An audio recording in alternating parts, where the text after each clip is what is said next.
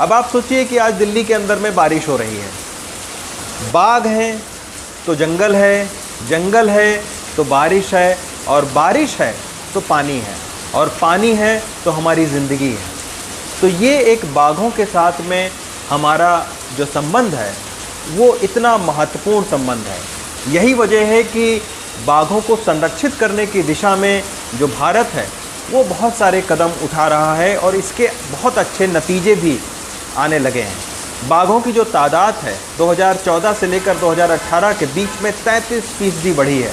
यानी पहले हमारे देश भर में जो बाघ हैं वो 2250 के करीब में थे, जो बढ़कर 2900 के करीब में हो गए हैं।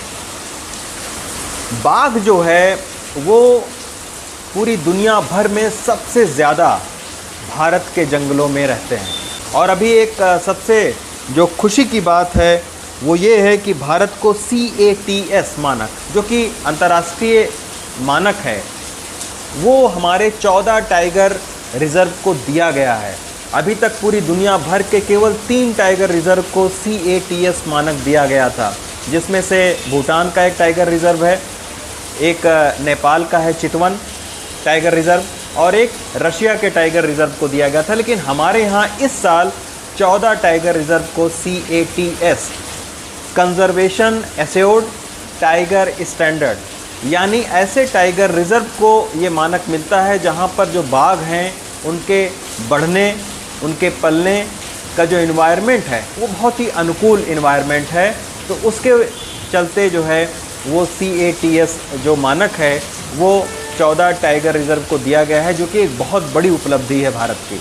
और इस बदलाव के चलते बाघों की संख्या कैसे बढ़ी है, इसके लिए मैं आपको मिलवाता हूं जो दुधवा नेशनल पार्क में टाइगर प्रोजेक्ट्स के जो डायरेक्टर रह चुके हैं रमेश पांडे, जिन्होंने कतनिया घाट में भी बहुत सारा काम किया और वहां पर बाघों की संख्या को बढ़ाया। उनसे हम आपको मिलवाते हैं और रमेश पांडे जी से समझते हैं कि आखिर जो पेट्रोलिंग, जो स्मार्ट पेट्रोलिंग शुरू की गई वो आखिर है क्या, और उससे बाघों की संख्या को बढ़ाने में क्या मदद मिली। रमेश पांडे जी, ये बताइए कि स्मार्ट पेट्रोलिंग और लॉन्ग पेट्रोलिंग का जो टाइगर की तादाद बढ़ने पर क्या प्रभाव पड़ा है?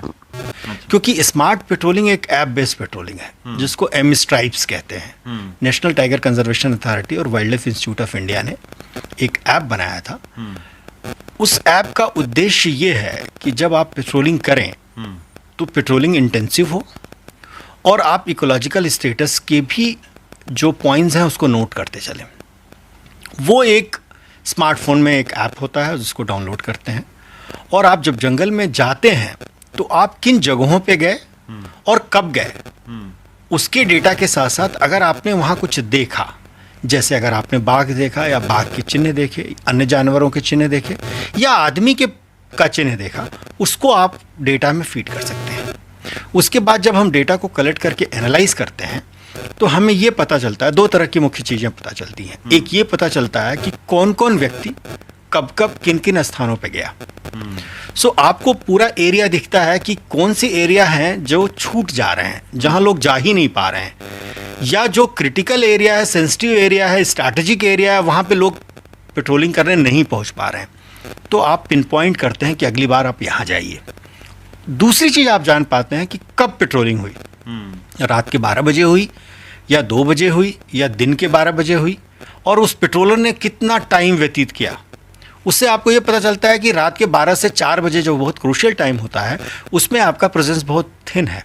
तो आप अपने फोर्स को डिवाइड करते हैं कि भाई तुम सुबह जाओगे, तुम दोपहर जाओगे, तुम रात को जाओगे, और आप ऐसी व्यवस्थाएं, मचान जैसी व्यवस्थाएं सुदृढ़ करते हैं जहाँ पे वो बैठ के एम्बुश कर पाए। सो जो आपका पेट्रोलिंग का जो तरीका होता है वो बहुत ऑब्जेक्टिव हो जाता है। आप सिर्फ कहते नहीं हैं कि हम पेट्रोलिंग कर रहे हैं, आप पेट्रोलिंग को क्वांटिफाई भी करते हैं और उसको विजुअलाइज भी कर पाते हैं कि इस क्षेत्र में इस समय इतने घंटे की पेट्रोलिंग हुई। और ये पेट्रोलिंग जो है एक डिटरेंट का काम करती है।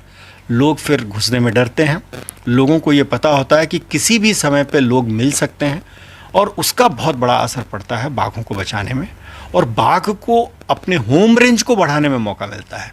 बहुत से बाघ जो स्ट्रेस में है या किसी कारणवश ब्रीड नहीं कर रहे हैं उनको ब्रीड करने में मौका मिलता है। और बाघ बहुत प्रोलिफिक ब्रीडर है और वो ऐसी एरियाज़ में जहाँ पे प्रोटेक्शन अच्छा होता है बहुत तेज़ी से बाउंस बैक करता है। अच्छा। हमारे पास एग्जाम्पल्स हैं, कतरनिया घाट में 2005 से 8 के बीच में लगभग बाघ ख़त्म हो गए थे और वो जब 2008 में जब टाइगर एस्टिमेशन का डेटा आया तो 30+ टाइगर्स थे। दूसरा हमारे पास एक एग्जाम्पल पीलीभीत का है जिसको TX2 अवार्ड मिला है, वहाँ भी बाघ की संख्या 60 से ज़्यादा है। 2001-2 में जब हम लोगों ने वहाँ पे टाइगर सेंसस किया था तो 17 टाइगर्स का नंबर आया था। तो बाघ के बढ़ने में हैबिटेट मैनेजमेंट के साथ साथ प्रोटेक्शन बहुत ही इम्पॉर्टेंट रोल प्ले करता है। तो हम और आपको भी एक कोशिश करनी चाहिए कि कम से कम आने वाली पीढ़ी को ज़रूर ये बताना चाहिए कि बाघ हमारे लिए कितने महत्वपूर्ण हैं। दिल्ली से रवीश रंजन शुक्ला, NDTV इंडिया।